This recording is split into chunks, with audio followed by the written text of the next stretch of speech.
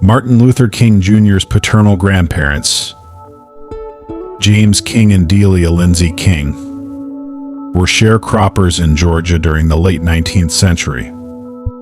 The oppressive realities of the Reconstruction era defined their lives, but they managed to cultivate a legacy of perseverance and faith that would echo across generations. This foundation was a stark reminder of both the injustices and the possibilities of their time, which deeply influenced the generations to come. Martin's father, Michael King, later known as Martin Luther King Sr., was born in 1899. From humble beginnings in Stockbridge, Georgia, he emerged as a strong, determined leader who refused to accept the racial subjugation of the Jim Crow South. In his youth, he worked on his family's farm, enduring the harsh conditions and systemic racism typical of the time.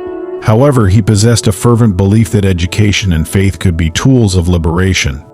Inspired by his father's example and the ministers he admired, King Sr. decided to pursue ministry.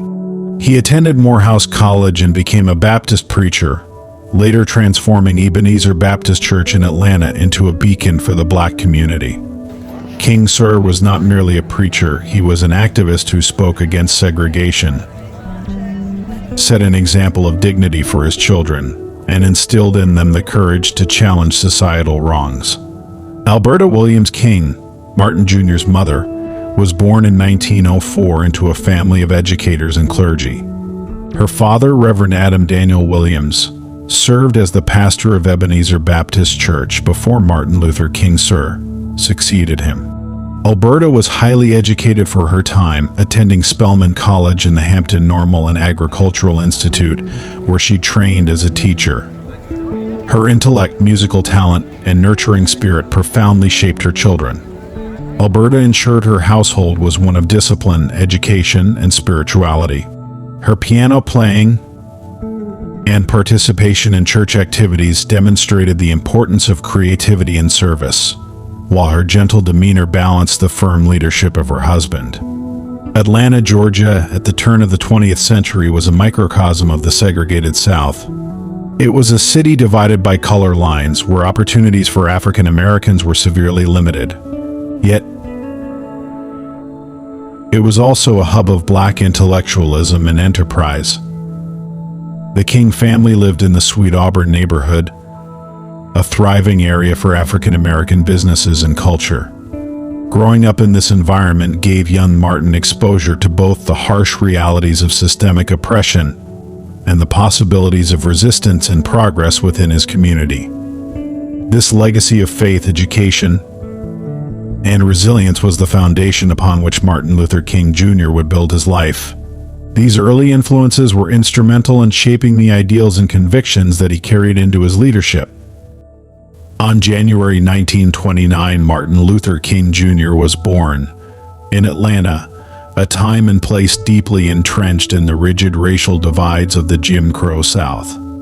The second of three children to Martin Luther King Sr. and Alberta Williams King, young Martin grew up in a household that stressed the importance of faith, education, and equality. His family lived in the Sweet Auburn district, a vibrant Black community that served as a refuge and a source of pride amidst the oppressive segregation laws of the time. From an early age, Martin demonstrated a sharp intellect and a curiosity that set him apart.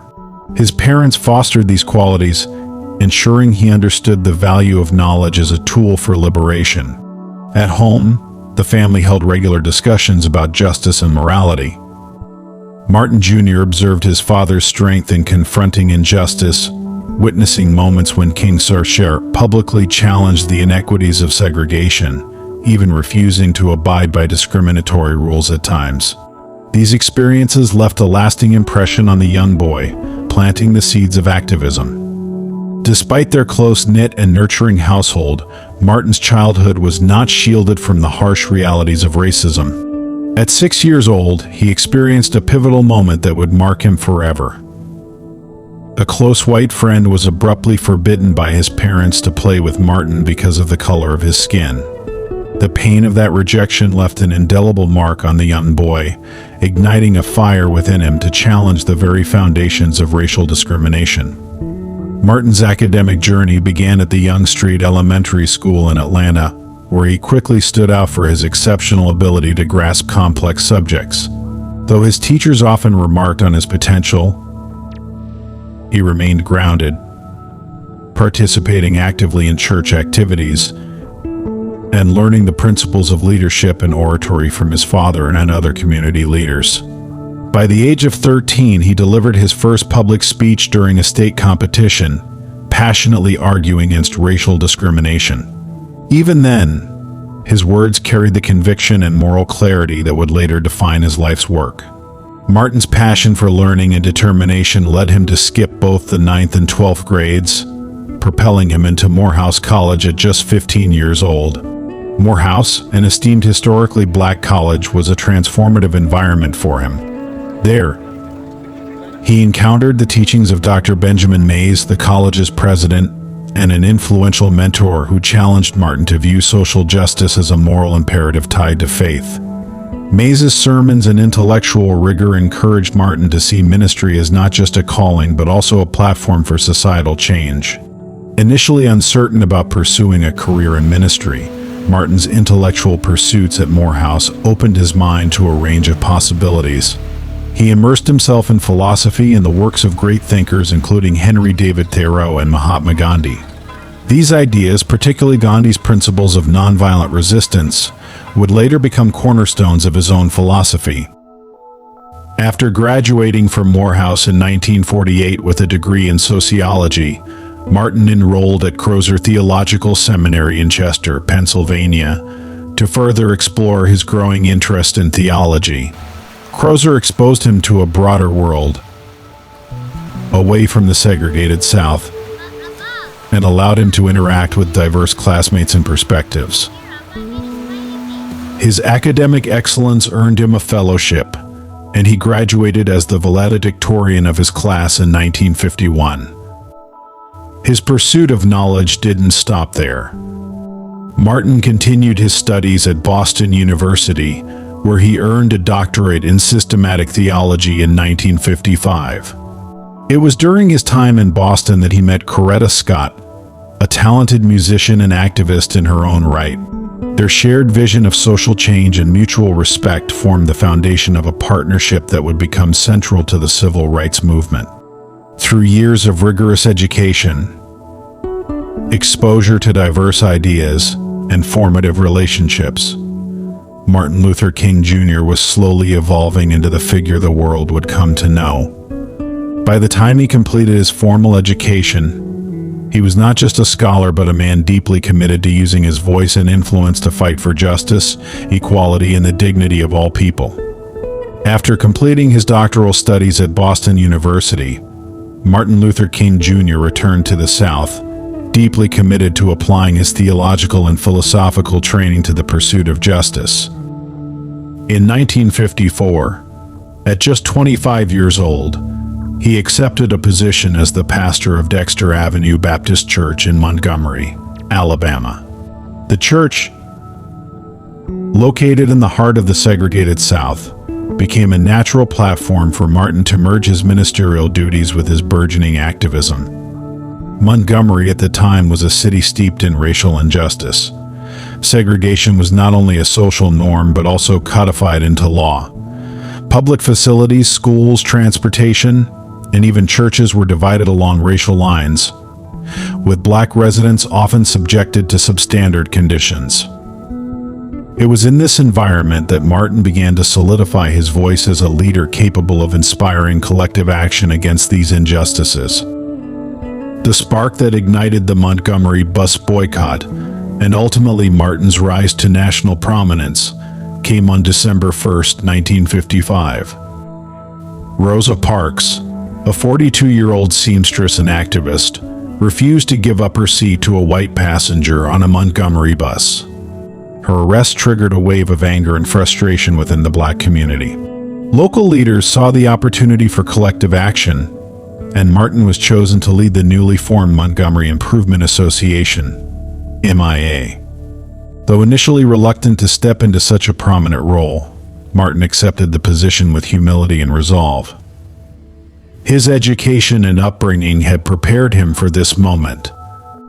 On December 5, 1955, he delivered a speech that electrified the community, urging them to boycott the city's buses until their demands for fair treatment were met.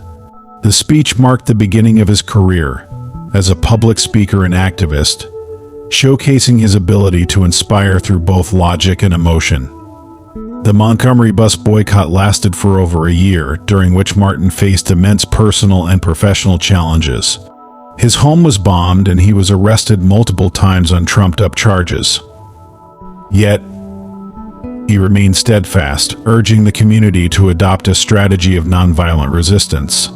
Inspired by Gandhi's principles of civil disobedience and his own Christian faith, Martin emphasized that their movement must reject violence, even in the face of hatred and aggression.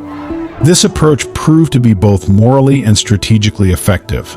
The boycott not only dealt a significant financial blow to the city's transit system, but also drew national and international attention to the plight of African Americans in the South. In 1956, the U.S.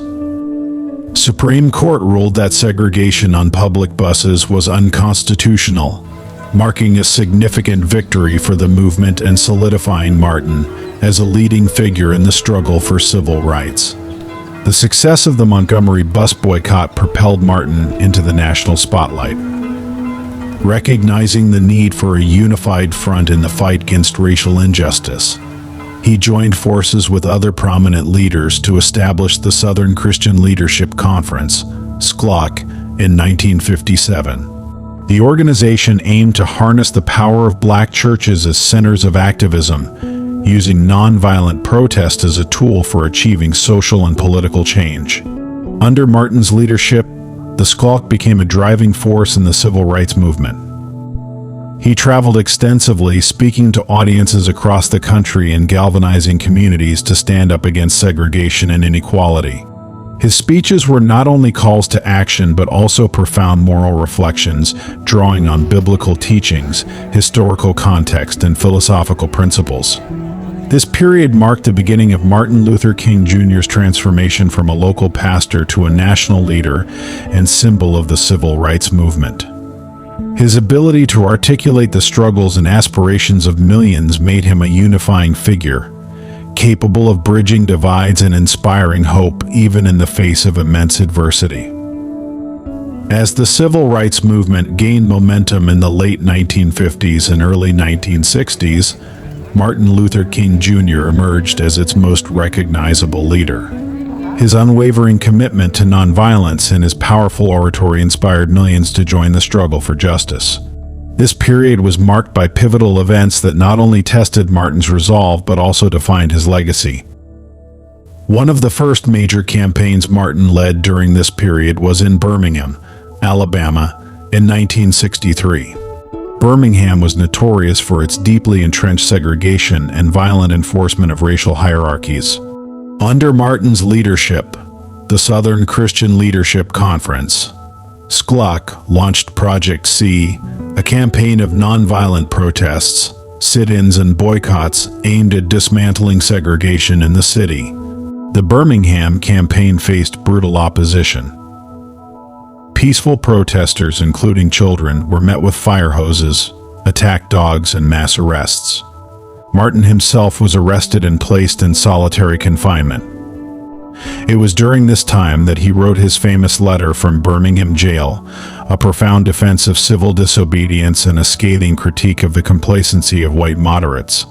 The letter, smuggled out of his cell, became a manifesto for the movement and a timeless piece of political and moral philosophy.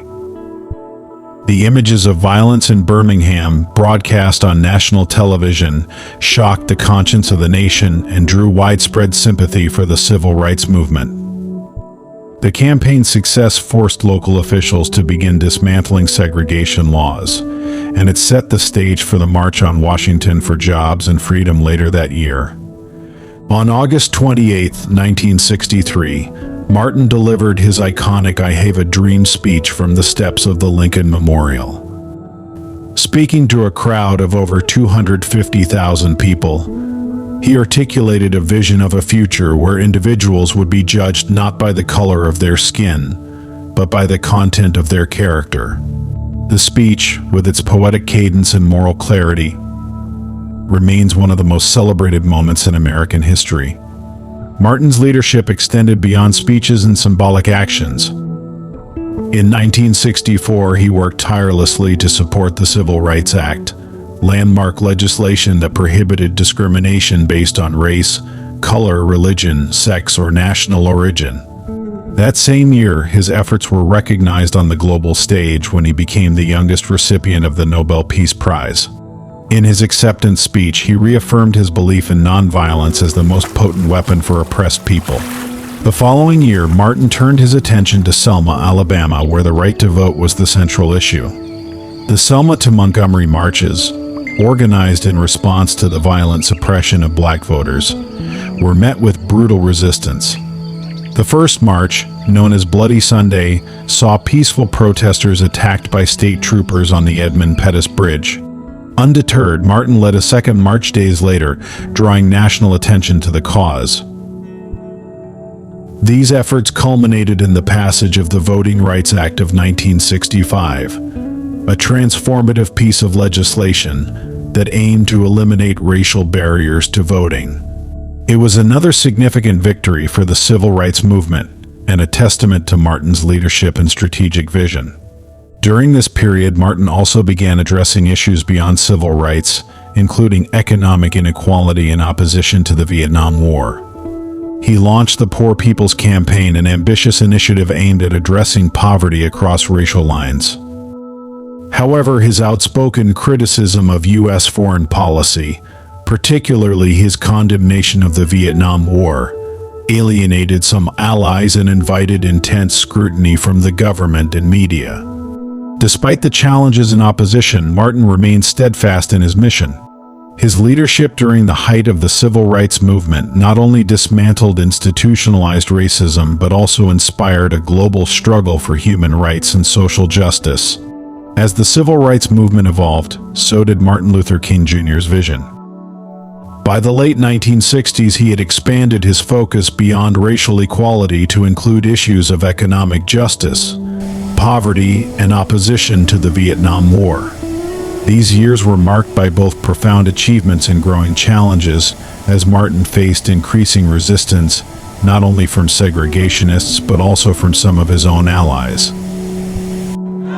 In 1967, Martin launched the Poor People's Campaign, a bold initiative aimed at addressing systemic poverty and economic inequality in the United States.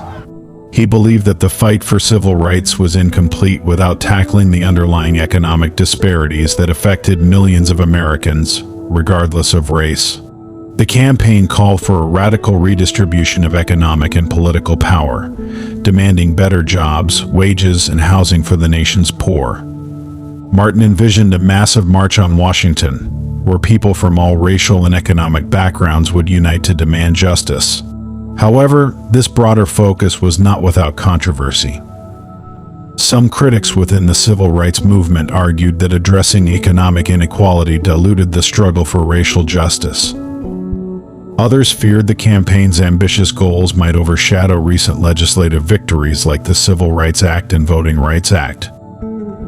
At the same time, Martin became a vocal critic of the Vietnam War, delivering a landmark speech titled Beyond Vietnam, a time to break silence at Riverside Church in New York City in 1967. In the speech, he condemned the war as an unjust conflict that drained resources from domestic programs and disproportionately affected poor and marginalized communities.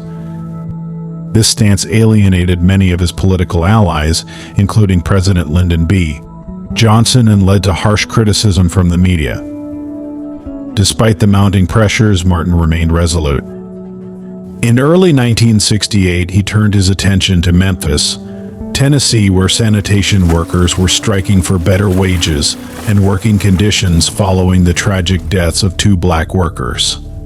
Martin saw the strike as emblematic of the broader struggle for economic justice and traveled to Memphis to support the workers. On April 3, 1968, Martin delivered what would become his final speech, "I've been to the mountaintop," at Mason Temple in Memphis. Reflecting on his life and the movement, he spoke with a prophetic tone, as if aware of the danger that loomed. He told the audience, "I may not get there with you, but I want you to know tonight that we as a people will get to the promised land." The following evening, on April 4th, 1968, Martin was fatally shot while standing on the balcony of the Lorraine Motel in Memphis. His assassination sent shockwaves around the world, plunging the nation into grief and sparking riots in more than 100 cities across the United States. James Earl Ray, a fugitive and known racist, was arrested and convicted of the murder. Though conspiracy theories about the involvement of other entities persist to this day, Martin's death marked the end of an era. But it also solidified his legacy. In the aftermath, leaders and activists vowed to carry on his work, and his vision continued to inspire movements for justice and equality globally. The Poor People's Campaign proceeded with the March on Washington, albeit without Martin's leadership, and his words and actions remained a beacon of hope for generations to come. The impact of Martin Luther King Jr. transcends the boundaries of his time, resonating deeply in the fabric of contemporary society. His legacy is not merely confined to the achievements of the civil rights movement, but extends into the realms of justice, equality, and human rights on a global scale. Martin's life and work became a testament to the power of nonviolence and moral courage. His leadership in pivotal moments like the Montgomery bus boycott, the March on Washington, and the Selma marches redefined the possibilities of social change through peaceful protest. These movements laid the groundwork for landmark legislative achievements, such as the Civil Rights Act of 1964 and the Voting Rights Act of 1965, which dismantled systemic barriers that had oppressed African Americans for centuries. However, his influence did not stop at the borders of the United States. Martin's philosophy of nonviolent resistance, inspired by figures like Mahatma Gandhi, became a blueprint for social movements worldwide.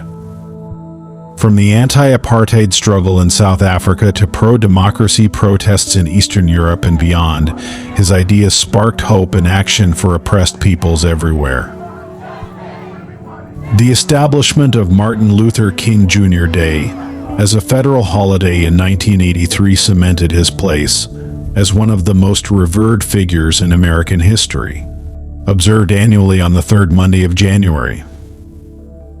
The day serves as a reminder of his contributions and a call to continue his mission of building a society rooted in justice and equality. The Martin Luther King Jr. Memorial, unveiled in Washington, D.C. in 2011, further immortalized his ideals, standing as a powerful symbol of his enduring message. Beyond monuments and holidays, Martin's speeches and writings remain a cornerstone of his legacy.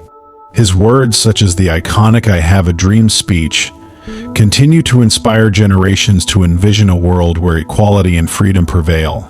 Schools, universities, and organizations across the globe study his work, ensuring that his lessons are passed down to future generations. Martin's influence is also reflected in the ongoing struggles for justice and equity. Movements like Black Lives Matter draw inspiration from his teachings, adapting his strategies of nonviolent protest to confront modern challenges. His vision of a beloved community where love and justice replace hatred and division remains a guiding principle for activists seeking to address systemic racism, economic inequality, and other forms of oppression. Despite the progress made, the issues Martin fought against still persist in many forms. His life serves as both a reminder of what has been achieved and a challenge to continue striving for the ideals he championed. His dream of a society where people are judged by the content of their character rather than the color of their skin remains a powerful aspiration, fueling efforts to create a more inclusive and equitable world. Martin Luther King Jr. was more than a leader. He was a symbol of hope, resilience, and the transformative power of love and justice. His legacy continues to inspire millions, urging us to stand against injustice and work toward the dream he so eloquently envisioned. As we reflect on his life, we are reminded that the journey to equality is ongoing, and that his spirit lives on in the hearts of those who dare to dream of a better world. Martin Luther King Jr. was not just a man of his time, but a beacon of hope for generations to come. His journey from the modest streets of Atlanta to the forefront of a global movement demonstrated the transformative power of courage, conviction, and compassion. King's vision for a world rooted in justice and equality was not just a dream. It was a call to action, a blueprint for change that continues to resonate in the hearts of millions. His unwavering commitment to nonviolence, even in the face of hatred and brutality, set him apart as a leader of unparalleled moral strength. Martin believed that justice could not be achieved through violence but through understanding, dialogue, and perseverance. This belief not only fueled the civil rights movement but also inspired countless others across the globe to confront oppression with dignity and resolve. King's life teaches us profound lessons about the power of unity and the importance of standing up against injustice. His eloquence as a speaker and his ability to galvanize diverse groups of people showed that change is possible when individuals come together for a common cause. From the streets of Montgomery to the steps of the Lincoln Memorial, his leadership illuminated the path toward a more just and equitable society. Even in death, Martin's legacy has continued to grow. His martyrdom at the age of 39, though a devastating loss, became a rallying cry for the continuation of his work. His life story is a testament to the idea that one person's commitment to justice can ripple across the world, influencing policies, inspiring movements, and reshaping societies. Today, as we reflect on Martin Luther King Jr.'s legacy, we are reminded that his dream remains as relevant as ever. In a world still grappling with racial inequality, economic disparities, and social injustice, his words challenge us to keep striving for the beloved community he envisioned. His dream was not just about civil rights for African Americans, it was about human rights for all people, a vision of a world where dignity and equality are the birthright of every individual. The torch he carried has been passed on to all of us. His life is a reminder that the fight for justice requires courage, resilience, and a belief in the power of good. Martin Luther King Jr.'s story is not just a chapter in history, it is a living testament to the enduring struggle for equality and a call to action for future generations to continue his work. As we conclude this tribute to one of history's most iconic figures, let us carry forward his legacy by committing ourselves to the values he lived and died for. Let us strive to build a world where, as he dreamed, people are judged not by the color of their skin, but by the content of their character. Thank you for joining us in exploring the remarkable life of Martin Luther King Jr. Martin Luther King Jr.'s life reminds us of the power of unity, resilience, and the courage to fight for what's right. If you found the story of Martin Luther King Jr. inspiring, be sure to subscribe to the Bio Network for more captivating biographies of iconic figures who shaped the world we live in today. Don't forget to like, share, and comment below. Let us know who you'd like to learn about next. Together, we can continue to honor the legacies of these incredible individuals. Stay tuned for more fascinating stories from history. And remember, the journey of these great leaders is not just to learn from their past, but to inspire our future.